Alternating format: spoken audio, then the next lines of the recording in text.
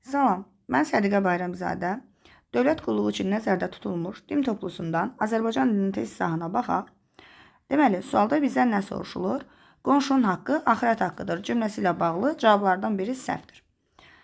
A variantı, mübtədəsi təyin söz birləşməsi ilə ifadə olunub. Baxaq, əvvəlcə tapırıq cümlənin mübtədəsini. Axirət haqqıdır. Nə? Qonşunun haqqı.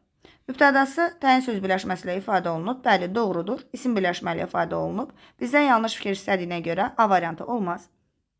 Sadə cümlədir. Bəli, sadə cümlədir. Çünki bir qrammatik əsası var. B variantı da olmaz.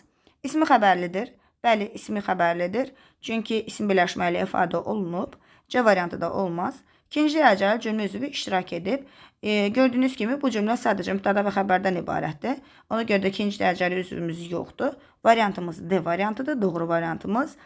Y-yə baxırıq. Xəbəri təyin söz birləşməsi ilə ifadə olunub. Bəli, təyin söz birləşməsi ilə isim birləşmə ilə ifadə olunub. Deməli, doğru cavabımız D variantıdır.